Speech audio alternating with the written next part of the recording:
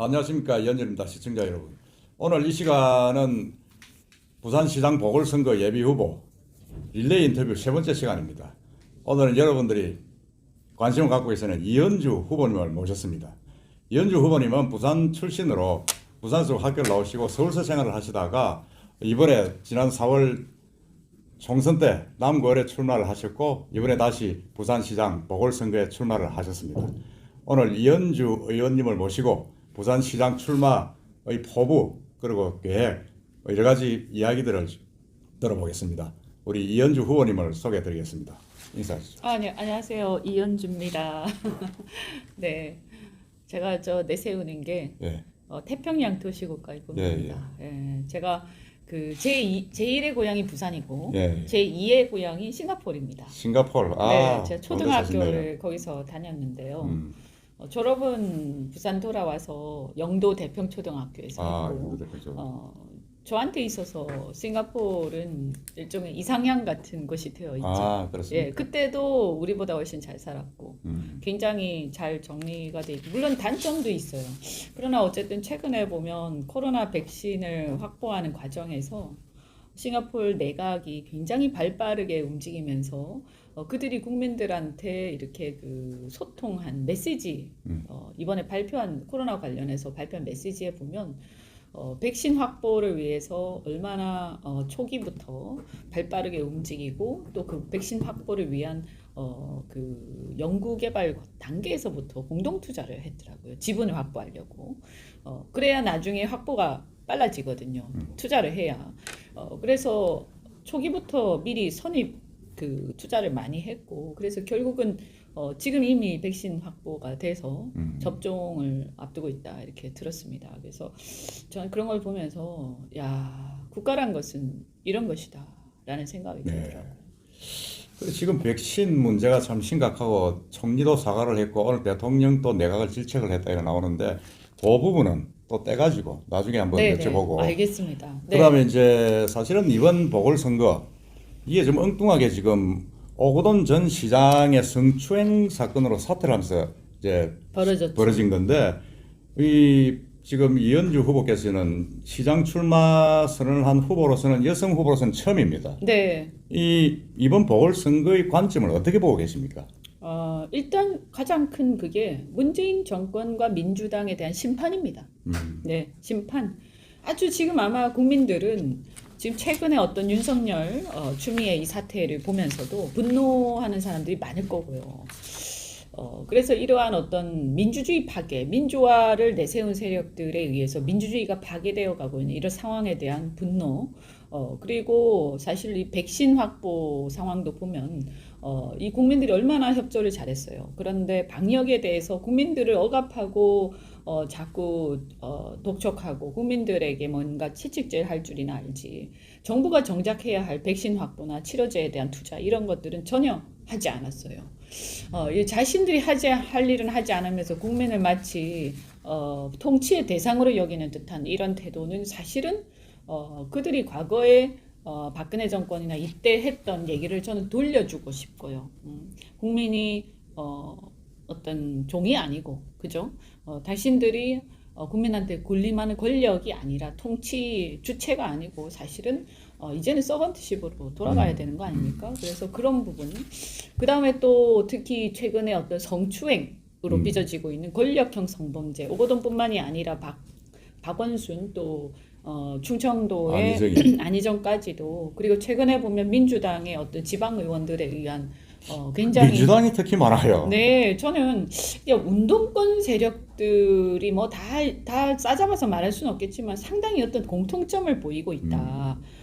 굉장히 가부장적이고 여성들을 자신의 어떤 자신의 밑으로 이렇게 비하하고 어떤 그 좀 뭐 종쯤으로 생각을 하는지 그러한 어떤 그 뭔가 이렇게 굉장히 가부장적이고 권위적인 모습을 보이고 있어요. 그리고 성인지 감수성이 전혀 없습니다. 이거에 대해서 저는 특히 시장이 말이죠. 이번에 보면 영장 청구했을 때 보면 두 번째 두 번 기각됐죠. 그러니까 벌써 두 번째 기각됐는데 우리가 처음에 그 사퇴했던 그 여성이 나가 아니라는 거 아닙니까? 그렇죠. 기가 막히죠. 아니 시장이 뭐 한 겁니까 도대체? 저는요 이번에 정말로 인민주당과 부산시에 대해서 심판해야 된다. 그래서 사실은 오거돈뿐만이 아닙니다. 오거돈과 함께 일했던 그 측근들 전부 저는 조사해야 되고 이것을 그냥 방치한 데 대해서 방조한 책임이 분명히 있다. 저는 그 책임을 정치적으로든 법적으로든 아주 단호하게 물어야 한다고 생각합니다. 제가 그것을 하는데 최적임자다. 정권 심판을 하는데도 제가 반문에 하여튼 선봉에서 왔습니다. 그리고 이민주당 출신으로서 민주화를 굉장히 좋게 높게 평가하고 거기에 대한 어떤 이상 때문에 제가 자유주의자로서 민주당 입당해서 정치를 해왔으나 그들의 위선적인 모습, 민주주의를 스스로 파괴하는데 제 분노해서 정말 호를 단신으로 탈당해서 광야에서 지금까지 혼자 싸워왔습니다.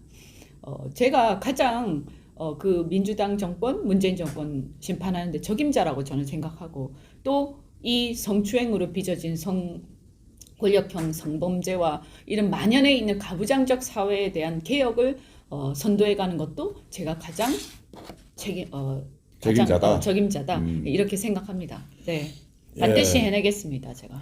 네. 제가 이제 그 말씀을 들으니까 벌써부터 우리가 소위 말하는 여정사, 네. 투사의 어떤 그런 면모가 펄펄 느껴집니다. 제가 지금. 예. 아니 예. 뭐 지금 상황이 워낙 국가적으로 맞습니다. 위태로운 상황이고 부산도 저는 어떤 결기가 없이는 이 상황을 극복할 수 없다. 지금 쓰러져가는 부산 경제는 결기와 어떤 열정 그리고 정말 아주 처절한 헌신 없이는 부산 경제 살아나기 어렵다고 생각합니다. 예. 그 관계 우리 부산 지역 경제 정치 관계는 또 조금 더 디테일하게 여쭤보겠습니다. 또 한 가지 이번 보궐선거가 끝나고 나면 2022년도에 대선이 네. 있습니다.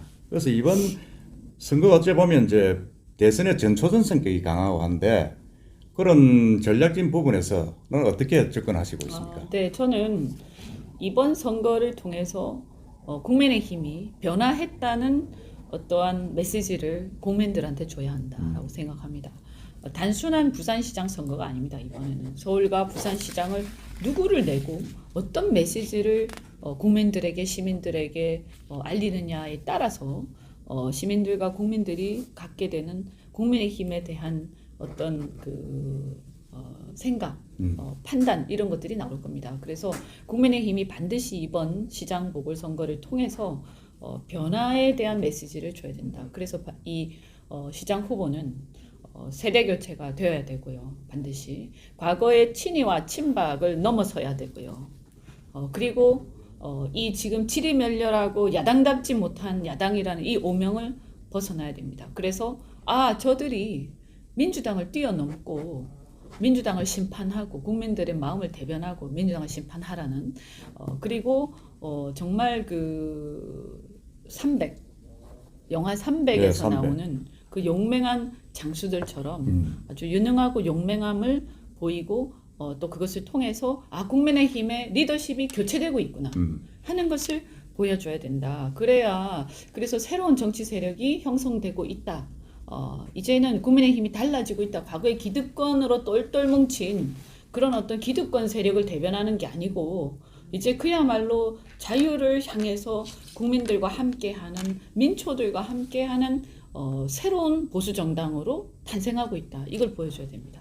그래야 그것을 통해서 그 다음 대선에 희망이 생깁니다. 그걸 보고 국민들이 와 변하고 있네. 저렇게 가고 있네.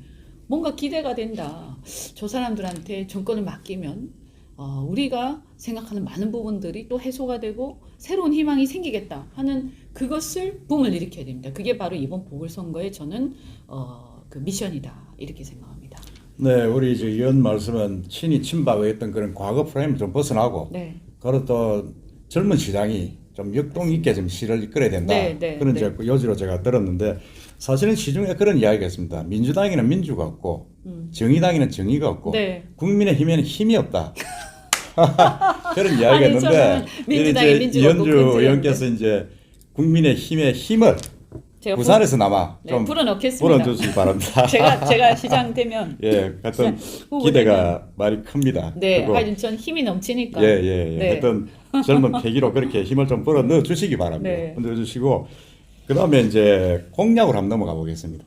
출마에 변경됐고 초공약은 제가 이제 어제 1호 코로나 관련 대처를 네. 하셨고 그 앞에 출마 선언문에서는 심판 그리고 이제 출마 슬로건으로는 태평양 국가의 꿈, 네, 도시국가. 독립국가, 부산 독립, 그다음에 글로벌 경제 시장이 되는데 그 순차적으로 네네네네. 제가 여쭤보겠습니다.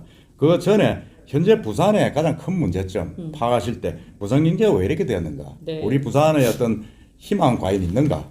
그런 부분에 대해서 어떻게 생각하고 계십니까? 네. 부산은 이제 대한민국에서 가장 상징적인 도시 중에 하나입니다. 뭐로 상징적이냐? 과거의 산업화 시대에 그 제조업과 공업의 그 어떤 그 용성 이것을 이끌었던 도시죠. 부산이. 그리고 그것이 이제 항만 도시라는 물류의 어떤 이점과 함께 또 그 다음에 우리가 이제 한미일 이러한 어떤 태평양의 경제적 그 교류 이런 게 굉장히 긴밀했었죠. 그래서 미국과 일본으로부터 많은 또 지원과 또 어떤 경제 협력을 해가면서 우리나라의 경제 성장을 이끌었던 도시입니다. 네, 그렇죠. 네, 그래서 그런데 이제 바로 부산이 그런 면에서 부산의 몰락은 부산의 쇠락은 이러한 어떤 대한민국의 경제 성장 그 산업화의 그 어떤 그 수혜 그런 것들이 이제 다 바닥이 나고 있다라는 것을 상징적으로 보여주는 겁니다. 그래서 제가 뭐라고 하냐? 부산 경제를 살리는 자가 대한민국 경제를 살릴 것이다. 이렇게 얘기를 하거든요. 부산 경제를 살릴 수 있어야 대한민국의 산업 전환에 성공을 한다는 얘기가 되고 그 산업 전환이 성공해서 우리가 고부가 가치의 어떤 더 발전된 경제 상황으로 갈 때 우리는 새로운 또 선진국으로서 지평을 낼 수 있을 것이다. 그래서 이 부산이 하나의 그 뭐라고 하죠? 테스팅 베드라고 저는 생각합니다. 대한민국 경제가 과연 살아날 수 있을 것이냐 말 것이냐 판단할 때 부산이 바로 테스팅 베드입니다. 제 입장에서는 저도 나라를 걱정하고 우리나라가 대한민국이 뭔가 이 한 단계 올라서서 제2의 산업화가 이루어져야 한다고 생각하는 입장에서 이 부산의 시장이 되어서 내가 그 어떤 선도적인 개척자로서의 역할을 해보겠다. 그래서 내가 부산 경제를 살림으로써 더 큰 정치를 하겠다라는 생각을 갖고 있습니다. 그래서 지금 부산이 뭐냐 더 구체적으로 말하자면 조선해운 정말 쇠락해가고 있죠. 조선은 제조업으로서 또 자동차 기계 이런 것과 함께 사실은 이제 중국이라든가 다른 나라에 이제 따라잡혔고요. 사실 따라잡혔죠. 그렇죠. 네, 그리고 새로운 어떤 부가가치를 창출하는 데는 노력을 하고는 있습니다만 굉장히 역부족인 그런 상태이고요. 또 자동차도 이제 그 황금기가 지났습니다. 그래서 새로운 어떤 시대를 열어야 하는데 그럼 자율주행차 아니면 뭐 이렇게 자동차로서의 어떤 뭐 전기 수소차라든가 이런 것들에 대한 이 새로운 그 전기를 전혀 못 열고 있습니다. 그건 부산만의 문제는 아닙니다. 그래서 말은 무성하지만 뭔가 이게 공격적으로 제대로 안 되고 있다. 그래서 이게 제가 볼 때는 산업정책의 실패다라고 생각하고요. 저는 개인적으로 시장주의자지만 산업정책은 일정하게 국가나 지방정부가 주도하면서 산업의 물꼬는 열어야 한다고 저는 생각하거든요. 새로운 산업의 물꼬는. 그래서 그걸 위한 지원을 아끼지 말아야 한다고 생각하고 있는데 거기에 이제 실패를 했다고 보입니다. 실패라고. 네, 그래서 그러면 그 다음엔 뭘 대체해야 되냐? 예를 들어서 기존 제조업은 업그레이드를 하고요. 그럼 조선 같은 경우에도 새로운 혁신을 통해서 해양 건축 분야라든가 이런 융합 산업으로 가야 됩니다. 그래서 바다 위에 해상 플로팅 시티를 해상 도시를 만드는 이런 것도 조선의 일종이거든요. 그래서 이런 것들을 적극적으로 개척할 필요가 있고요. 자동차도 예를 들어서 그 어떤 자동차 이제 수소, 전기 이런 거 인프라를 완전히 구축을 함으로써 우리 이제 자동차 이 산업의 생태계가 그 중심으로 전환되어야 하는데 여전히 아직 내연기관 중심이 되어 있고 또 우리의 고민은 뭐냐면 내연기관이 완전히 없어졌을 때 또 그걸로 인해서 몰락하게 되는 많은 부품 회사들은 어떻게 할 것이냐 이 부품 회사들은 어떻게 살아남을 것이냐 그래서 사실 한국판 러스트벨트라고 저는 얘기합니다. 부산. 러스트벨트. 예, 부울경 지역이 한국판 러스트벨트다. 그렇네요. 그 지금 미국에 비슷한 북부하고 산업도시하고 네, 비슷하게 그 디트로이트라든가 그런 그렇죠, 쪽하고 몰라겠죠. 비슷한 그런 네. 상황이죠. 그래서 이거를 어쨌든 살릴 건 살리고 또 안 되는 거는 과감하게 정리할 건 정리하고 또 그리고 예를 들어서 이제 분야가 이제 기존 제조업 외에도 이제는 돈이 되는 분야가 많습니다. 그리고 4차 산업혁명 시대에는 이제는 이 경제가 아닌 죄송합니다. 이 제조업이 아닌 문화라든가 이런 다양한 방면의 영역의 일들이 사실은 그것을 통해서도 우리가 경제를 성장시킬 수가 있습니다. 그래서 이제는 옛날처럼 그 굴뚝 산업만이 돈을 버는 것이고 노동자는 공장에서 기계를 돌리는 것만 노동자고 또 이렇게 노동자와 사장이 완전히 구별이 되는 이런 시대는 이제 끝나가고 있습니다. 또 문화와 이런 건 딴따라는 뭐 이렇게 노는 일이고 이런 식의 어떤 잘못된 편견 이것도 이제 끝났습니다 이미. 그래서 지금은 문화가 돈이 되는 시대에 이미 접어들었고요. 그래서 이러한 관점의 전환. 그래서 산업 전환 이전에 먼저 필요한 게 뭐냐? 관점의 전환이 필요해요. 관점의 전환. 예. 그렇죠. 제조 굴뚝 이것만이 돈을 버는 게 아니고 노는 게 돈이다라는 거죠. 노는 그렇죠. 게 돈이다. 놀면서 돈을 버는 것이다. 그래서 이 관점이 노마드족을 중심으로 한 지금 30, 40대의 생활 문화가 완전히 달라져 있기 때문에 어쩌면 40대도 좀 이제 제 또래도 좀 늙었습니다. 그래서 제가 보면 20, 30대의 생활 문화 완전히 다릅니다. 그래서 그들을 중심으로 해서 새로운 붐업을 일으키고 새로운 경제 성장 모델을 찾고 산업화를 이뤄야 된다. 여기서 가장 중요한 건 뭐냐? 자율성과 자유입니다. 자유. 그래서 자유가 넘쳐 흘러야 됩니다. 네.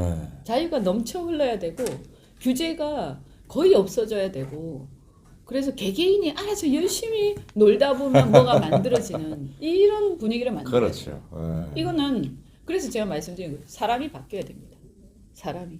가장 중요한 포인트네. 네, 사람이 바뀌어야 됩니다. 안 바뀝니다. 아무리 우리가 이걸 뭐 제도적으로 지원한다, 뭐 예산을 한다, 뭐 뭘 한다 다 필요 없고 사람이 바뀌고 자유가 넘치고 규제가 없어지고 우선 그게 중요하다. 예. 마인드가 바뀌고 관점이 바뀌고. 그러니까 관점이 바뀌어야 된다는 그 부분에 대해서는 저도 전적으로 찬성을 하고, 그 다음에 우리가 이 제조업 위주의 어떤 부산 경제가 이제는 탈제조업이 돼가지고 네, 뭔가 좀 탈까지는 아니더라도 네, 조금 다양하게 이제 다양하게 바뀌어야 되는 되고 거죠. 규제라든지 뭐 이런 여러 가지 좀 젊은 친구들이 조금 자유롭게 와서 할 수 있는 그런 도시로 바뀌어야 된다. 그런 말씀으로 제가 듣고 있는데 아무래도 좀 젊으신 가장 출마 후보 중에서는 가장 젊으시잖아요.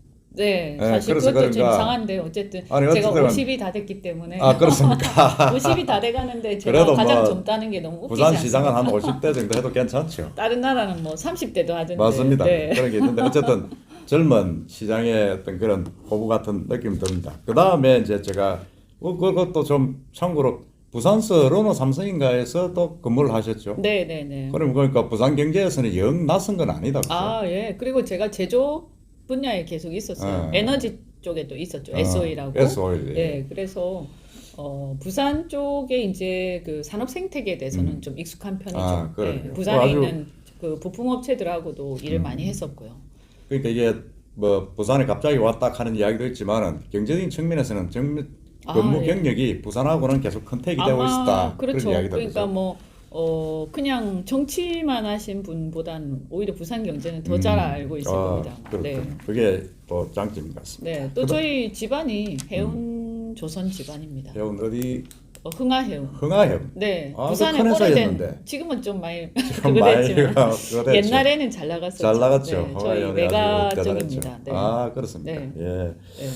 그러시구나. 그럼 어릴 때부터 경제 마인드가 좀뭐 네, 돼 있다고 봐야 맨날 되겠죠? 이제 모여서 듣는 게 이제 뭐 컨테이너 얘기, 아. 뭐 그다음에 이제 그런 이제 그 물류 얘기를 항상 들으면서 살아왔기 때문에 그래서 아까 싱가포르 말씀도 하셨고 또 그런 해운 집안의 어떤 말씀도 하셔서 그런가 슬로건에 보면 이제 태평양 국가의 꿈, 네 도시국가예요. 예, 글로벌 시장 경제가 되겠다 이렇게 이제 조금 폭을 넓게 말씀하셨는데, 글로벌 경제 시장. 예, 글로벌 경제 경제 시장, 시장이 경제 되겠다. 시장 네.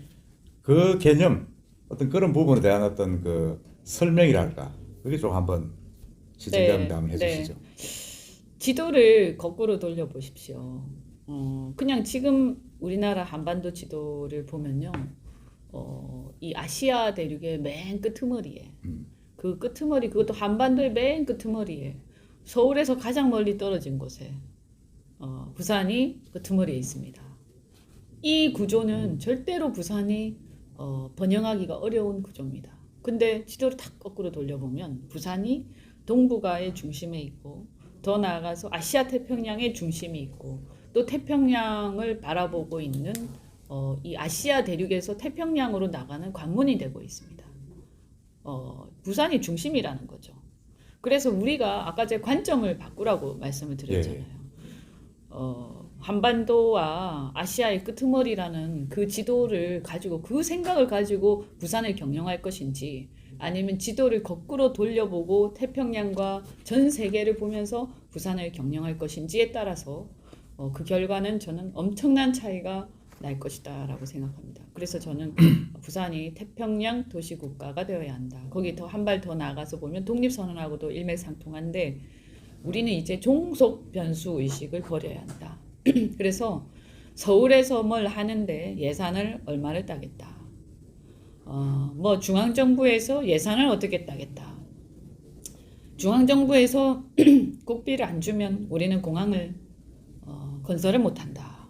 이런 이제 이 뭐라고 하나 종속 변수 의식을 버려야 됩니다.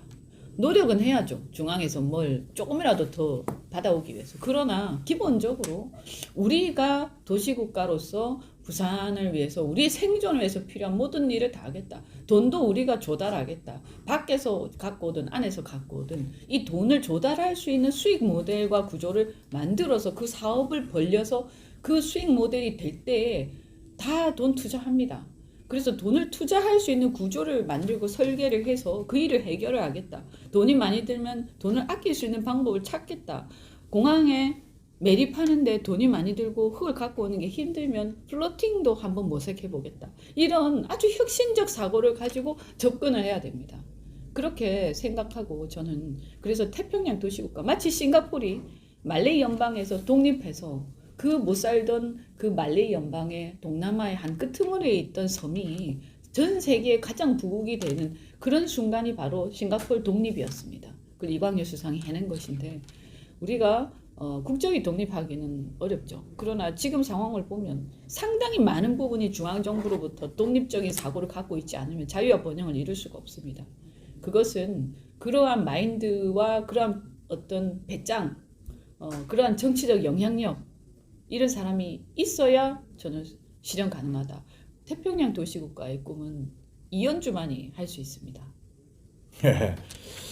기대를 많이 해보겠습니다. 네. 그리고 이제 어제 1호 공약을 발표를 하셨던데 코로나 대책입니다.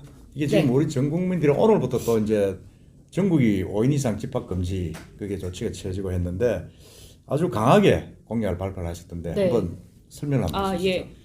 왜 제가 1호 공약을 코로나로 했느냐. 내년에 시장은 부산시장 일단은 1년짜리입니다. 일단 그렇죠. 물론 당연히 저는 모든 공약을 5년짜리로 생각하고 하고 있습니다만은 임기는 1년 3개월입니다. 그렇죠. 일단 시장이 딱 된 다음에 제가 생각을 해봤습니다. 야, 내가 시장이 되면 난 가장 먼저 무엇을 할 것이냐. 그게 1호 공약 아니겠습니까? 그렇죠. 가만히 생각하니까 다 필요 없어요. 일단 코로나부터 극복해야 돼요. 순발력이 참 대단하십니다.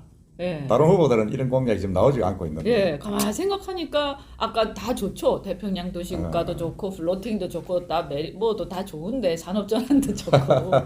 근데 내가 만나는 모든 사람들은 그런 꿈을 꾸기에는 너무나 지금 힘들어요. 급하죠 지금. 예, 우선 수장은 그것부터 해결을 해야 된다는 거예요. 그래서 나는 이걸 1호로 하겠다라는 거고 비상 상황입니다. 비상 상황. 그렇죠.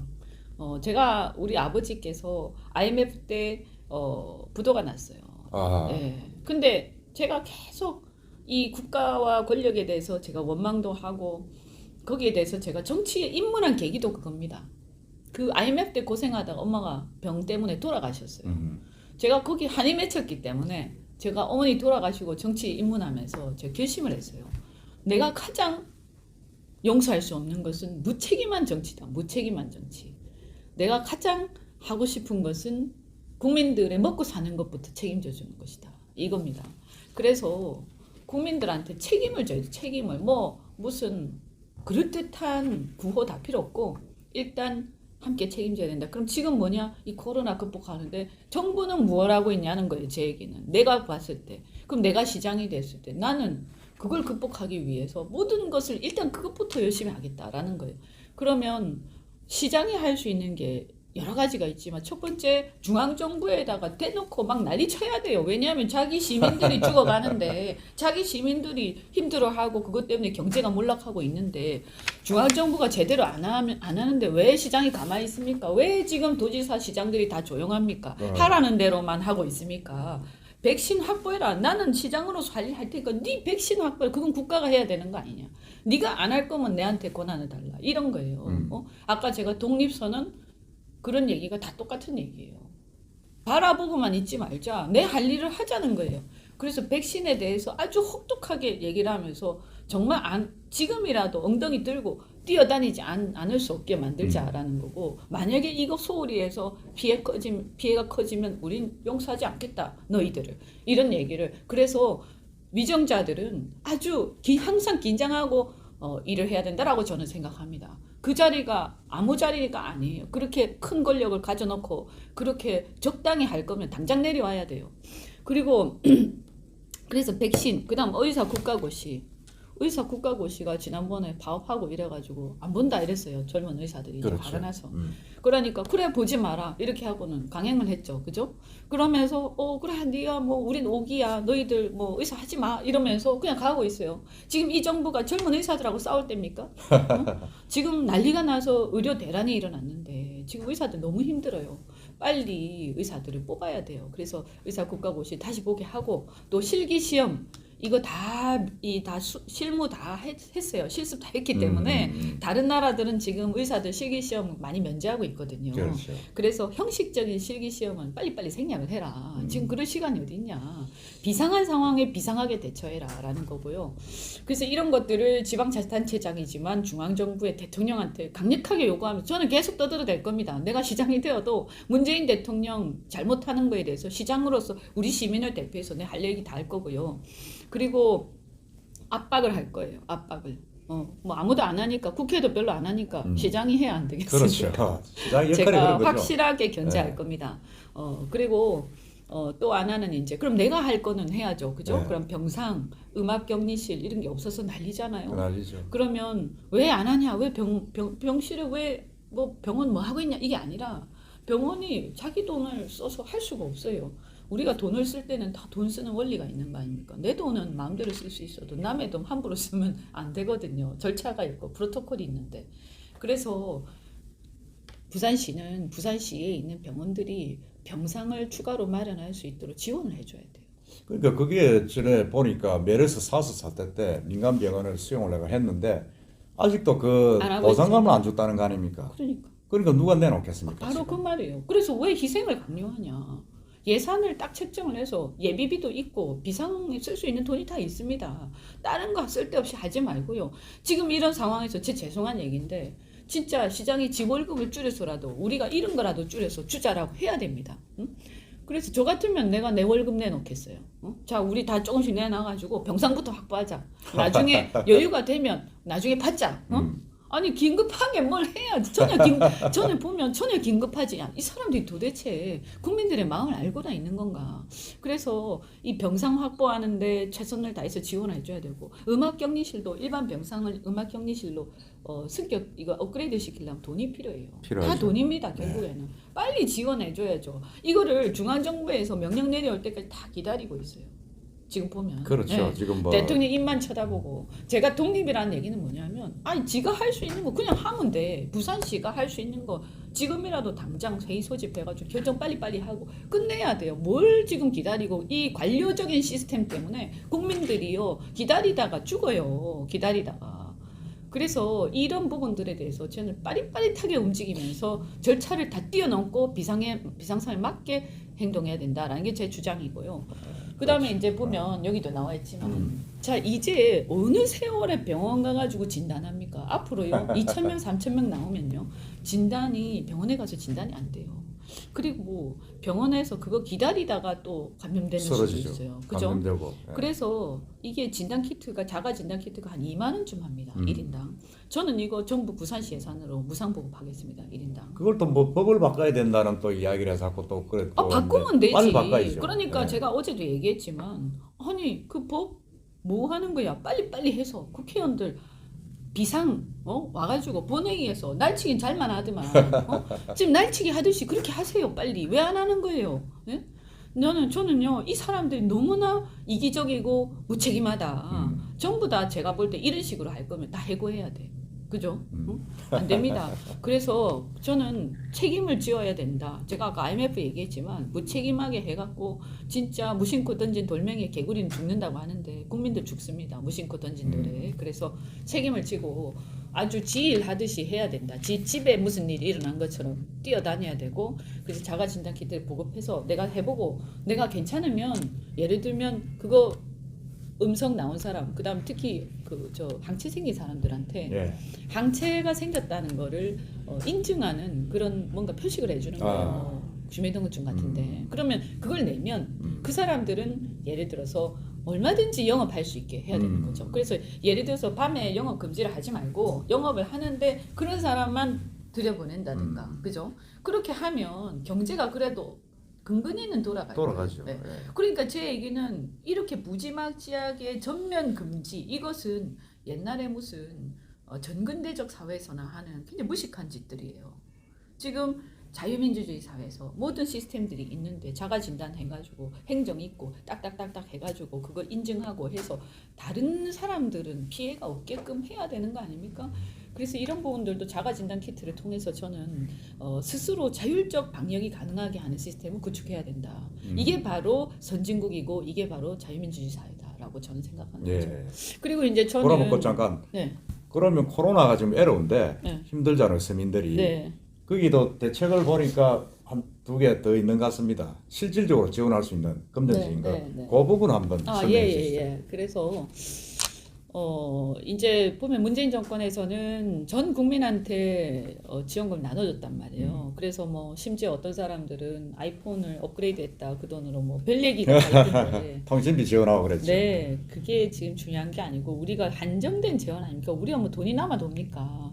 우리 집이라고 생각을 해보세요. 없는 살림에 진짜 죽어가는 사람들부터 살려야 되는 거 아닙니까? 그죠? 그런데 뭐 통신비 지원하고 그럴 겨를이 어디 있어요? 그래서 딱 필요한 거에 집중 지원한다. 그러면 소상공인들이 지금 망한단 말이에요. 몇 달을 못 버팁니다. 이렇게 한두 달은 몰라도 이미 망했습니다. 그래서 이분들이 이 어려운 국면을 견딜 수 있게 해줘야 된다. 버틸 수 있게 해줘야 된다. 그 힘을 주는 것이 바로 중앙정부와 지방정부가 할 일이다. 우리가 대신 장사해 줄 수는 없고 우리가 모든 국민한테 월급을 나눠줄 수 없어요. 그런 오만을 버려야 돼요. 그러나 어려운 사람들한테 버틸 힘을 주는 것은 우리가 해줄 수 있다. 그거는 우리 돈이 아니고 국민들 세금으로 해주는 건데 그러나 그것은 저는 국민들이 동의할 거라고 생각을 합니다. 그래서 긴급 지원을 그러니까 한 번 주고 마는 게 아니라 다달이 줘야 됩니다. 끝날 때까지. 그래서 월 최대 100만 원까지 저는 주면 좀 부족하지만 그래도 버틸 힘은 생길 것이다 라고 생각이 되고요. 예. 그 다음에 이제 또 하나가 반값 임대료. 네, 부산시와 부산 그 공공기관 산하에 그게 있어요. 건물들이 있습니다. 건물과 부동산이 있는데 상인들도 있고 소상공인들이 있습니다. 뭐 거기에 뭐 다른 뭐 잘 나가는 기관이 있을 때야 뭐 굳이 반값 임대를 할 필요 없는데 소상공인들이 뭐 지하도 상가도 있고 쭉 있거든요. 그러면 그분들 임대료 한시적으로라도 반값을 내려주자. 예. 먼저 우리부터 그런 일 하자는 거죠. 그런데요. 시 산하 기관에서 임대하는 그렇죠. 시설물들, 시설관리공단이라든가. 특히 시설관리공단에서 지하 상가라든지 그렇죠. 그게 네. 많죠. 지금 네. 반값 임대하자. 아주 좋은 실질적인 아이디어인 것 같습니다. 네. 시민들한테 체감적으로 와닿는 공약을 내셔야 된다고 저는 보는데 코로나 대책도 그런 일환이 아닌가 싶은데 그 다음에 제가 좀 세부적으로 들어가서 네. 지금 부산의 현안이 뭐냐면 가덕도 신공항입니다. 국무총리실 산하검증위원회에서 얼마 전에 거기가 부적절하다. 김해 신공항이 확장하는 게 그걸 판단을 내렸는데 민주당에서는 그걸 가지고 그럼 가덕도 신공항을 짓겠다 이렇게 지금 나오고 있습니다. 나오고 있는데 이 부분이 그렇다고 해서 정부에서 가덕도 신공항을 하겠다고 하진 않았어요. 하지는 않고 정책은 결정은 안 하고 지금 정치적으로 왔다 갔다 하고 있는데 이 부분에 대해서 우리 의원님의 견해는 어떻습니까? 네. 어떻게 풀어야 되겠습니까? 이거는? 뭐 저는 이제 당연히 공항은 이게 부산공항이 아니고 제2국제공항이잖아요. 그렇죠. 그러면 허브공항으로서 당연히 항만하고 인접한 곳에 있어야 된다고 생각을 합니다. 그래서 저도 자동차 회사에 있고 에너지 회사에 있으면서 이 물류 경쟁력이 바로 국제 경쟁력이고 그 물류 경쟁력의 확보에서 가장 중요한 게 이제 이 동선을 줄이는 건데요. 동선. 그런 의미에서 남부권에 반드시 국제공항이 물류의 중심이 되는 국제공항이 크게 하나 있어야 되는 건 분명하고 그리고 그것도 가능하면 이 항만과 인접한 곳에 있어서 어떤 물류의 어떤 그 아주 효과적인 상하차가 이루어질 수 있어야 된다. 그래서 공급과 수급이 이루어질 수 있어야 된다. 그래서 때때로는 배로서 이동하고 또 때때로 이 항공으로 운송하는 이런 것들을 어떻게 잘 우리가 설계하느냐에 따라서 그 제품의 가격이 달라지고 서비스의 가격이 달라지는 거거든요. 그래서 그게 요즘에는 어마어마한 경쟁력 차이를 갖고 오기 때문에 그래서 가덕 신공항을 가야 된 거는 저는 뭐 당연하다고 생각하고 제가 2014년부터 저는 아마 14년, 15년 그때부터 아마 주장을 해왔습니다. 네, 저는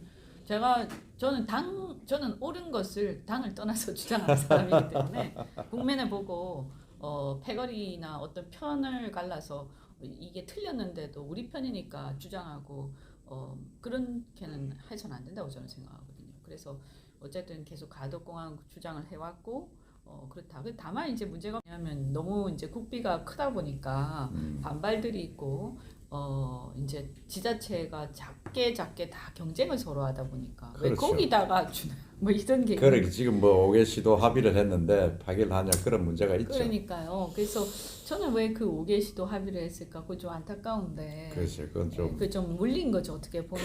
네. 그래서 이제 거기 그 합의가 될 리가 없지 않습니까? 각자가 다 자기 생각. 그렇죠. 그게 뭐 그 당시에는 어쩔 수 없이 정치적으로 봉합을 하려 하다 보니까 이명박 시절에는 백지화했다가 그다음에 박근혜 시절에는 또 이게 5개 시도가 김해 신공항 확장을 하자고 합의를 했다가 이번에 또 다시 백지화법 되는 그런 과정을 좀 겪은 그게 좀 있는데 어쨌든 가덕 신공항에 대한 의지는 그러시고 네. 해결하는데 국비를 많이 갖고 와야 되는데 제가 봤을 때 10몇 조가 들 거란 말이죠. 그렇죠. 들죠. 예. 인프라를 까면 20조 가까이 간다는 게 있습니다. 그러면 인프라까지 해서 뭐 진짜 뭐 사실은 옛날 같았으면야 대통령이 뭐 부산 사람이고 이러면 뭐 확 해갖고 할 텐데 요즘에는 그렇지 않습니다. 다들 분권화돼 있기 때문에 그리고 중앙정부가 한 지역만 그렇게 집중 투자를 할 수가 없어요. 그래서 이게 문제점인데 어쨌든 현실이니까.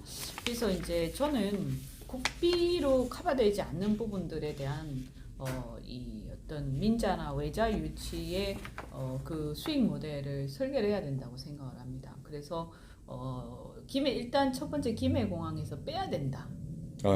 그래야 우리가 뭐 숨통이 트입니다. 김해공항을 이전하는 방식으로 추진을 해야 김해공항 부지를 매각함으로써 거기에 수익이 나오고 그걸 개발함으로써 그 돈들이 인프라 까는 데 쓰일 수 있다고 저는 생각을 하고요. 그 다음에 이제 여러 가지 그래서 지금 그 예컨대 또 어떤 게 가능하냐면 한일 해저 터널이라든지 이런 게 가능해요. 그러면 기왕 만약 그런 걸 한다면 장기적으로 보고 그 후쿠오카 쪽에 해저 터널이 가덕도 쪽으로 연결되는 거 이렇게 하게 되면 가덕 인근에 그 물류 단지라든가 이런 걸 조성하면 저는 후쿠오카에 기반을 둔 많은 기업들이 이 물류 단지에 관심을 가질 거라고 생각을 합니다. 그래서 그 물류 단지에 세계적인 뭐 일본뿐만이 아니라 세계적인 어떤 그 물류 회사들 뭐 요즘에 많지 않습니까? 우리나라 쿠팡이 있고, 그렇죠. 네, 또 아마존이 있고 뭐 이렇게 있는데 그런 회사들의 아시아 본사들 또 그리고 풀필먼트 센터 이런 것들을 유치하기 굉장히 최적지가 된다. 예, 그래서 이거를 단순히 공항만 생각할 게 아니라 전반적으로 아까 제가 태평양 도시국가로 말씀드리지 않았습니까? 그렇죠. 절대 이것만 생각하면 절대 안 돼요. 이를 해결하려면 일본 남부 중국, 태평양 여기에 시장이 어떻게 되고 우리가 거기서 어떤 사업을 크게 벌려서 이 공항 문제를 해결할 것인가. 그 공항이 하나의 큰 그림에서 그 하나의 섹터가 되어야 저절로 돈 문제도 해결이 됩니다. 그게 글로벌 경제 시장이 네. 되겠다는 어떤 가덕도 신공항을 보는 아주 글로벌한 견해다, 그죠? 네, 네. 예. 예, 그러면 공약으로 잘 들었습니다. 네. 들었고, 그 다음에는 경쟁력 부분, 과연 연주가 시장이 될 수 있을까 하는 실질적인 부분을 한번 접근을 네. 해보겠습니다. 네, 네, 네. 자, 먼저 사실은 연주 후보 이러면 이제 민주당에서 재선 의원을 하셨고, 네. 그래가지고 다시 이제 국민의힘당이죠. 네. 다시 합당을 이제 했죠. 합당을 합당. 했죠. 네. 예, 국민의당에 갔다가 이제 합당을 하셨는데 민주당에서 탈당을 하셔가지고 나오셔가지고 다시 이 국민의당, 국민의힘으로 들어오시게 된 그런 계기가 있습니까? 아, 네. 아까 말씀드렸잖아요. 예. 일단 뭐 솔직히 저는 민주당 탈당은 워낙 떠들썩하게 탈당했기 그렇죠. 때문에 대부분의 사람들은 공천을 못 받아가지고 음. 이렇게 조용하게 탈당해서 당명만 바꾸고 출마를 하기 직전에 나오죠. 그런데 저는 당선이 되고 그것도 경기도에서 거의 뭐 1등에 가깝게 그렇죠. 인기가 많았죠. 엄청나게 제가 지지를 많이 받았습니다. 진짜 큰 차이로 이겼으니까요. 그래서 이제 그런 상황에서 이 또 당 내에서도 굉장히 총망받는 그 차세대 이런 거 있죠. 그 당시 이제 박용진 의원 이런 사람들하고 맞습니다. 같이. 예. 그런데 제가 이제 이 내 양심과 다르다 노선이, 그리고 이들이 추구하는 노선, 가치, 그 다음에 정책 이런 게 다 나하고 안 맞다. 대부분 맞는 부분도 일부 있습니다. 뭐 여성이라든가 뭐 또 사회적인 부분에서 일부 좀 진보적인 부분들이, 제가 좀 진보적인 정책을 추구하는 것들도 예, 예. 있거든요. 그러나 기본적으로 공수처 이런 것도 제가 많이 다툼이 있었고요. 또 헌법 정신에 대한 생각, 그리고 좀 전체주의적인 경향을 갖고 있어요. 운동권 자체가. 민주당이 네, 좀 그리고 그렇죠. 예, 네, 예. 제일 또 심각한 것 중에 하나가 북한에 대한 관점. 저는 북한을 민주화시켜야 된다 이렇게 생각하고, 북한의 자유화, 민주화를 유도하는 정책을 피고 그러면서 그들을 지원해야 된다. 그래서 결국 우리의 사명은 고통받고 있는 북한 동포들을 그들을 해방시키고 그들에게 자유를 주고 그들을 번영하게 하는 게 우리의 사명이지, 그냥 맹목적인 그 어떤 통일이 아니다. 저는 민족주의자는 아닙니다. 그래서 자유주의자지. 그래서 그런 부분에 대한 사명이 있었는데 그 민주화 세력이라고 해놓고 보니까 그 부분에 대해서만큼 또 모순된 생각을 하고 있더라고요. 그래서 거기에 대해서도 굉장히 갈등이 있었고요. 여러 가지 역사관 뭐 또 이래서 또 이제 운동권 세력들하고 계속 다툼이 있다가 결국에는 제가 굉장히 유명한 반문이었습니다. 네, 민주당 안에서도. 그렇죠. 네, 지금 좀 지나서 그러실 텐데 그래서 굉장히 유명한 반문이었고 그 반문 세력의 사실 간사 역할을 제가 했었죠. 그런데 이제 마지막에 제가 나오기 전에 이제 대선 전이었는데 대통령 선거 운동을 내가 할 수 없다. 저분이 당선되고 우리가 이 당이 집권을 하면 국민이 행복할 거다라고 내가 거짓말을 해야 되는데 내가 정치를 안 하면 안 했지. 나는 거짓말하는 정치는 하지 않겠다. 그 입에 진짜 말린 소리를 어떻게 합니까? 그리고 나중에 그 책임을 누가 집니까? 내가 역사적 책임을 져야 되는 거예요. 그래서 저는 역사적 책임 내가 질 수가 없다. 그래서 제가 뛰쳐나왔죠. 기자회견하고 뛰쳐나오고 앞으로 나는 내 소신대로 정치하겠다. 그러니까 이 사람들이 집권하지 않게 하고 이 사람들이 내 위선을 내가 고발하고 사회에다가, 그리고 이들이 잘못하고 있는 부분들을 그래서 혁신된 우리 대한민국을 만드는데 내가 기여하겠다. 정말 내가 원래 추구했던 정치를 하겠다. 이렇게 하고 이제 나왔고요. 그래서 뭐 국민의힘하고 합당하게 된 거는 이번 총선에서 그렇죠. 이제 출마를 이제 하는 과정에서 이제 어떻게 보면 이합집산한 거죠. 뭐 솔직히 말씀드리면 출마를 할 때 어떻게 합니까? 민주당은 전 절대 돌아가지 않습니다. 탈당을 해서 이 길을 가겠다라고 했으면 그게 계속 가야지. 아니 나왔는데 춥고 배고프니까 다시 돌아갈 수는 없죠. 네. 춥고 배고프니까 다시 돌아가서 그건 아닙니다. 저는. 예, 그거는 저는 뭐 그건 저는 그때 이해 대단했죠. 못해요. 제 기억에도 삽전령 무슨 당인가 예. 또 혼자서 참 대단하다. 그래서 이제 제가 그게 이제 제 이상입니다, 사실은. 그렇습니까? 그러니까 제대로 된 보수 정당을 만들어서 진짜 이 국민과 국가를 위해서 헌신하고 이 결기에 가득 찬 세대가 교체된 좀 이렇게 젊은 사람들이 주축이 된 정말 이렇게 개인의 자유를 중시하는 그런 당을 만들자 이런 거였는데 이게 또 현실의 벽에 부딪혔고요. 뭐 제가 솔직히 얘기해야 되는 거 아닙니까? 솔직히 해죠. 돈이 없더라고요. 예, 돈이. 솔직히 말씀하세요. 그리고 뭐 우리나라 정치는요, 돈 없으면 못 해요. 그렇죠. 그리고 또 저는 아이고, 근데 이게 돈이 문제죠. 그런데 저는 제가 이 뭐라고 해야 되나 그런 걸 잘 못해요. 그래서 그냥 우리 개미 지지자들이 저한테 한 푼 두 푼 후원해주는 그 돈 가지고 뭘 하는 거지. 제가 그렇게 정치를 해본 적이 없기 때문에 그래도 이제 어려움을 봉착했죠. 어려움에. 방송을 보시는 우리 시청자 여러분들도 이현주 의원을 이런 뜻을 지지하시면 십실반 10만 원 이하입니다.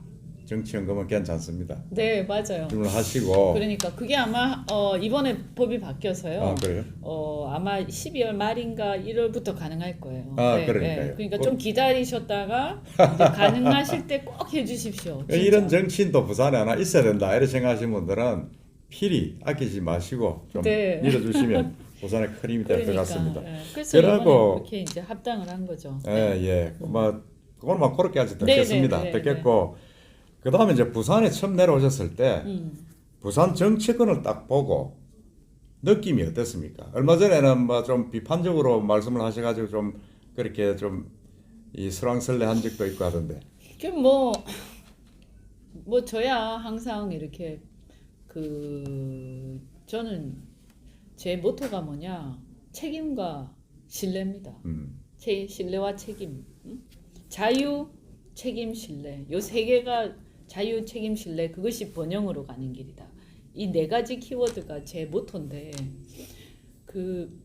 신뢰는 하여튼 정직으로부터 나오죠. 정직. 그런데 부산뿐만이 아니라 뭐 우리나라 지방 정치에 지금 배단이긴 한데 제가 이렇게 보니까 어떤 자기의 가치와 추구하는 바에 의해서 동지적 관계에서 우리가 희생을 해가면서 함께 정치를 하고 서로 챙겨주고 이게 아니고 어떤 이해관계, 자리, 이권 이런 걸 가지고 그러면서 그것에 의해서 이합집산을 막 하면서 뭐 저라고 사실 떳떳하진 않습니다만 어쨌든 너무 과도하게 그렇게 하면서 여야도 따로 없고 정말 그렇습니다. 그래서 어제 뭐 이렇게 야당에 가 있다가 오늘 여당에 와 있고 근데 그 이유가 뭐냐? 저 사람이 될 것 같으니까 저쪽이 집권할 것 같으니까 너무나 절망스럽습니다. 진짜 이래갖고 안 돼요. 이게 뭡니까? 제가 진짜로 이거 정말 고쳐야 돼요. 우리가요 이제 앞으로는요 그 이해관계에 따라서 자꾸 제가 아까 저 탈당을 했지만 저는 전적으로 제 소신 때문에 그 시기 아주 잘 나갈 때 탈당했어요.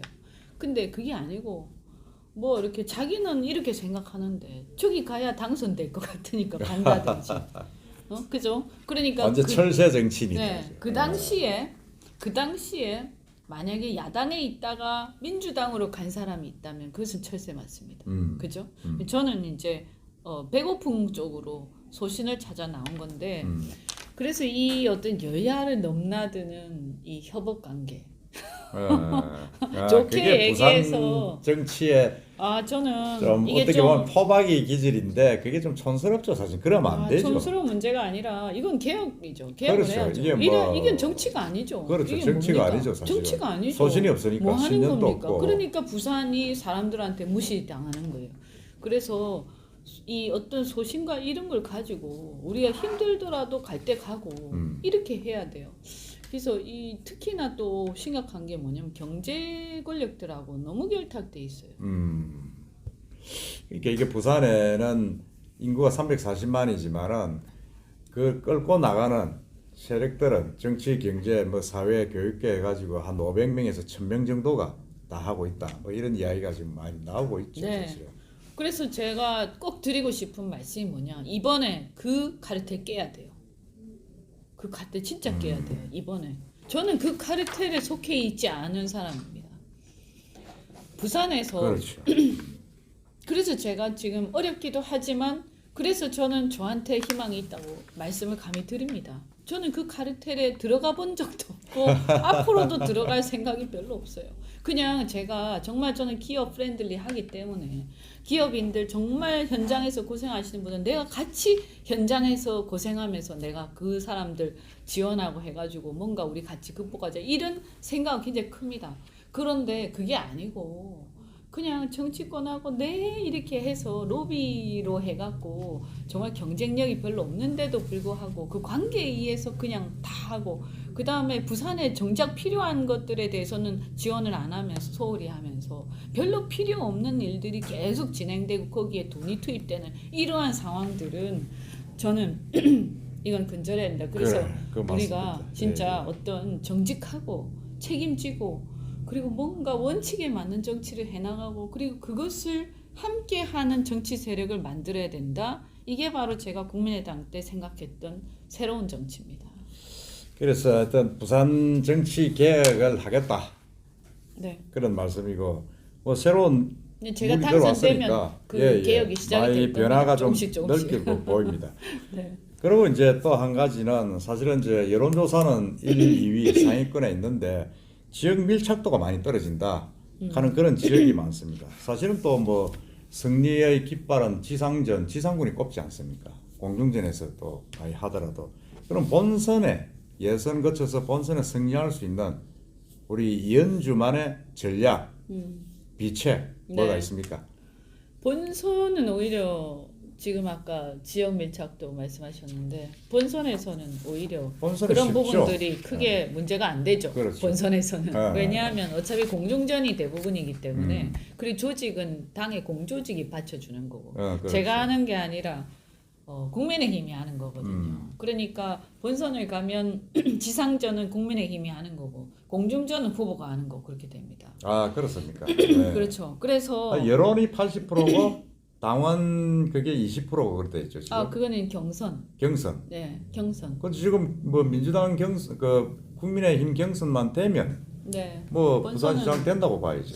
여론조사도 그럼 나오고 있고. 그렇죠. 크게 하자가 없어요. 없으면 여론조사에서 국민의힘이 45, 민주당 27로 나왔잖아요. 지금 최근 여론조사가 거의 배가 뭐 가까이 차이 어쨌든 나는데. 좀 유리하다고 보이죠. 유리하고 다만 이제 그 하자가 많으면 본선에서 깨집니다.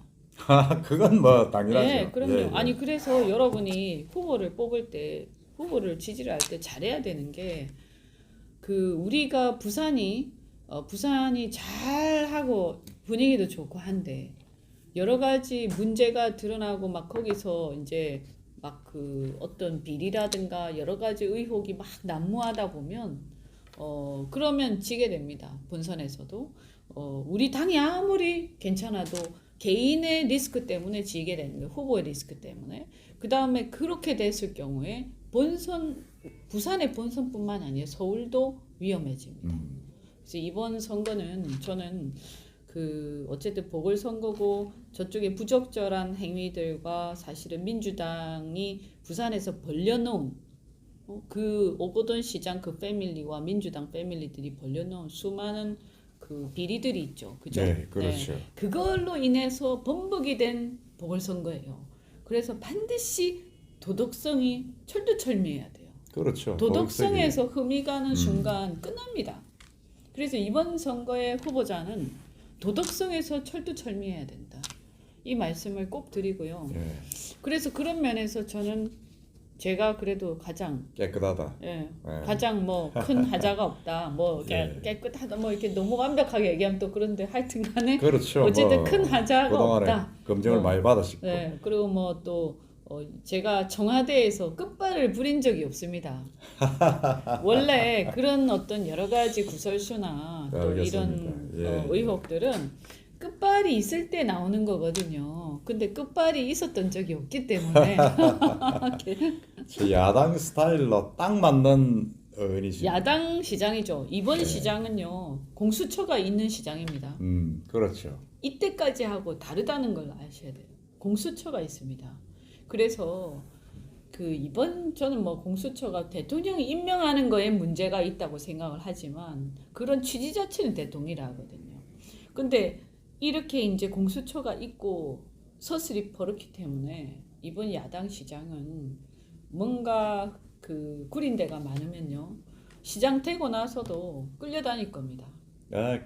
전뭐 거기도 100%. 네, 100% 완전히 뭐 폴리 우리 어그리합니다. 당 시장이 아니게 됩니다. 그러면 그냥 여당에 끌려다니는 무늬만 야당 시장이 됩니다. 네. 예, 그 시간도 많이 지났는데 제가 두 가지만 더 여쭤보겠습니다. 서병수 지금 전 시장님 현직 의원인데 출마하지 안 하겠다고 선언을 네, 하셨습니다. 네, 어제 하셨죠. 그 부분에서 서병수 시장과의 어떤 그런 컨택이랄까 매칭 선거전에서 어떻게 뭐 역할을 하실 수가 있습니까? 그분이 이렇게 대놓고 뭐 어떻게 역할을 하실지는 잘 모르겠어요. 그런데 여하튼 뭐 저는 이제 개인적으로는 좋은 관계를 유지하고 있고 또 이제 전직 시장이니까 선배로서 우리가 또 들을 조언도 많이 있다. 경험이 많으시니까. 그래서 이제 제가 많이 조언도 많이 듣고 또 같이 상의도 하고 이렇게 할 생각이고요. 그래서 받을 것은 받고 또 극복할 거 극복하고 이렇게 해야 된다고 생각하고요. 이제 뭐 그러나 이제 또 저 같은 경우에는 어떤 면에서 보면 좀 독특한 부분이 있지 않습니까? 그렇죠. 그러니까 국민의힘이지만 국민의힘 소속이지만 국민의힘의 과거와는 좀 단절하자 단절하고 있죠. 이런 네. 쪽을 추구하는 사람이기 때문에 이런 부분에 있어서 또 그걸 또 잘 이렇게 균형을 잡아야 한다. 이게 참 어렵습니다. 아, 그렇죠. 어렵겠죠. 네, 네. 예, 그건 뭐 또 그런 부분이고. 네. 그 다음에 한 가지 좀 애매한데 박영재 의원이 지금 여론조사 1위잖아요. 지금 2위가 이현주 의원도 나오고 계시는데 박영준 의원에 대해서 여러 가지 뭐 호불호가 많이 갈리고 문제가 많습니다. 우리 이현주 의원께서는 박영준 의원에 대해서 어떻게 생각하십니까? 저는 출마하셔서 안 된다고 생각하죠. 아, 네. 뭐 다른 거 다 떠나서요. 일단 얼마 전에 김종인 대표가 사과하셨지만 그 사과의 원인이 되고 있는 두 정권 중에 MB 정권의 MB 정권의 몰락에 큰 책임이 있습니다. 네. 사실상 그 정권의 그 어떤 아바타라고 해도 실세 아바타라고 해도 과언이 아닐 정도로 5년 동안 상당 부분을 그 정권 청와대에서 중요 요직에 계셨고 사실 MB가 굉장히 이뻐하셨다고 알고 있습니다. 근데 어떻게 보면 MB 입장에서는 실세였죠, 뭐 거의. 네, 근데 지금 MB는 이제 저렇게 영어의 몸이 되어 계시죠. 저는 대통령의 명예를 벗기는 명예를 회복시키는데 오히려 본인이 좀 나서는 게 맞지 않냐. 그리고 이 어떤 논객으로서 좀 여러 가지 나라를 위해서 할 수 있는 역할을 하는 게 맞지. 다시 또 과거의 인물이 등장해서 새로운 시대를 열겠다라는 것은 맞지가 않습니다. 예. 그리고 또 그 외에도 뭐 여러 가지 있습니다만 저는 이번 총선에서 어쨌든 상당히 큰 책임이 있다. 총선 선대본부장 있잖아요. 예, 선대위원장 또 하고 그 전에 또 사실은 통합하는 과정과 이런 데서 여러 가지 문제들이 있었는데 거기에 무한 책임이 있습니다. 그때 황교안 대표의 가장 최측근 중에 한 명이었기 때문에 그렇죠. 네. 그래서 황 대표도 지금 못 나오고 계시는 거 아닙니까? 저는 그런 부분에 대해서도 시간이 좀 일단 필요하다고 필요하다. 보고요. 왜냐하면 우리 보수, 특히 우리 정당의 많은 사람들이 이 맺힌 게 많습니다. 그 총선 과정에서 뭐 개인적인 이런 걸 다 떠나서 지금 저렇게 일방적으로 무너지고 끌려다니고 우리나라를 걱정하는 수많은 사람들을 좌절하게 하고 지 분노하게 이 울분의 그거 아닙니까? 이 울분의 근원이 뭡니까? 지난 총선이었습니다. 저도 그 공천의 희생자였지만